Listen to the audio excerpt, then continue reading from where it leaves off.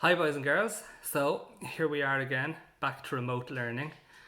I hoped we wouldn't be, and I'm sure a lot of you hoped we wouldn't be, because it's not really as much fun as being in the classroom.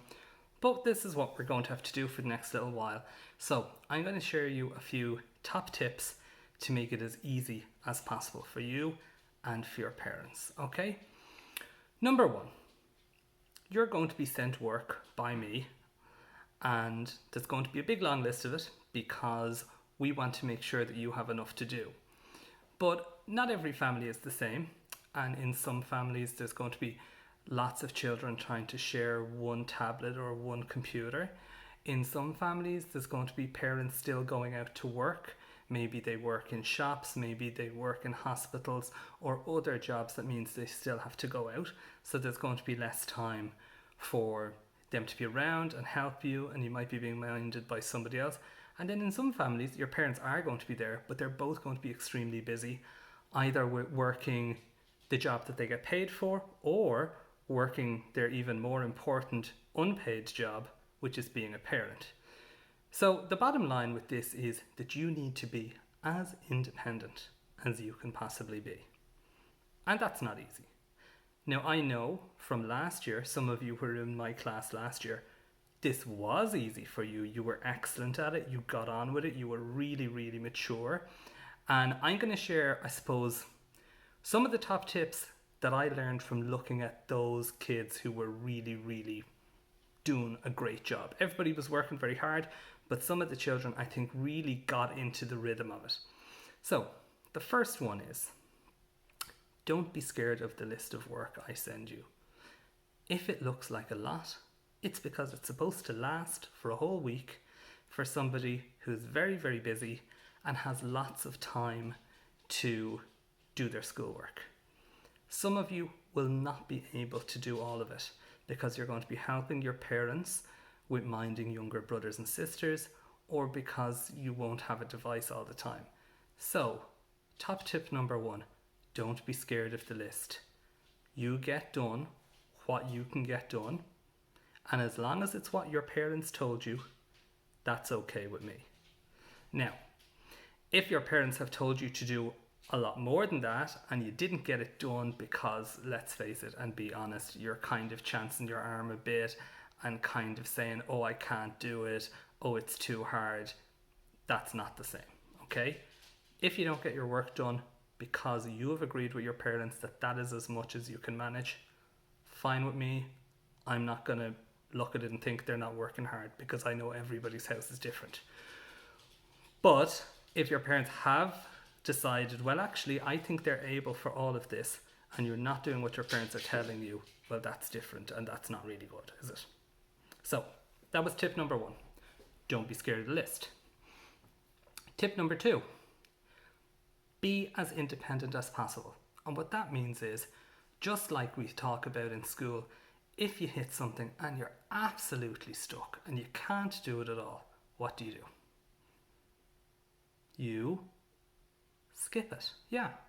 If there's something you're totally stuck on and you can't do it at all, please don't go running up the stairs and knocking on the bedroom door and interrupting mom or dad or whoever's minding you when they're working and saying, please come down and help me with this. Because you wouldn't do that in the classroom, would you? If you came running to me in the classroom the first time you hit a problem, I'd send you back and say, go do the other ones. So, just like we do in class, it's the same at home. Be independent. If you're totally stuck on something, skip it. Go back onto Seesaw. Look at the ones you can do and sort them out. And because you're being independent and you're taking charge, you don't need to get your mum or dad to email me or send me a message. You can send me a message on Seesaw and say, Niall, I'm stuck on this. Now, if you do that, I'm not going to reply to you straight away because I'll be doing loads of other things and replying to other people, but I will get back to you either that day or the next day. So again, that goes back to the same thing. If you're really stuck, you can ask me, but you will be skipping it until you hear back from me. Okay? Number three, be flexible. Okay, that means that just because I ask you to do something a certain way, it does not mean that's the way it has to be. If I say, let's use a shoebox for art, please don't go torturing your parents looking for shoeboxes. If you don't have a shoebox, you don't have a shoebox. But there's something else you could use. You could use a cereal box. You could decide, well, maybe I've nothing in the house to use for this 3D art, so I'm going to do a 2D version. I'm going to draw a picture. Okay? So, number 1 was, don't be afraid of the list. The list is a list of suggestions. You get done what you can, what you agreed with your parents. Number 2, be independent. Don't go asking your parents every time you hit a little bump in the road. Okay? Number 3, be flexible.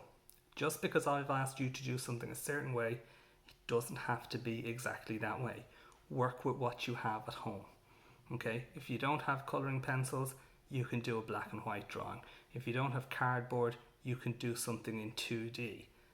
If you don't have a certain book, you can find something else in the house to read. There's loads of different options, okay?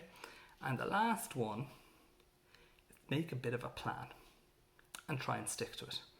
So you could plan, and again, you'd be doing this by making this agreement with your parents. I'm going to plan that I'm going to start at 9 o'clock and I'm going to work for this long and I'm going to take a break and I'm going to work for this long and then I'm going to take a break. And try and stick to that. And if you do it, it will just feel a lot easier. Whereas if you're getting up one day and starting at 9, and then on another day you're starting at 11, and another day you're starting at 10:30, it's just harder for your brain to concentrate on it. Okay? So, back to my tips. 1. What was number 1? Don't be afraid of the list. 2. Be independent. You're allowed to email your teacher. You're allowed to message me on Seesaw. You're allowed to stop something if you're stuck. Number 3, be flexible. Number 4, make a plan. And the very, very last one is keep yourself occupied. Okay? Boredom is a pain. Nobody likes being bored, but there's lots of things you can do to stop yourself from being bored. If you're finished your schoolwork early in the week, you can read a book. You could even watch something on the television if your parents say it's okay, and you could write a little story or a review of it. You could pick up a brush and sweep the kitchen. You could make your parents a slice of toast.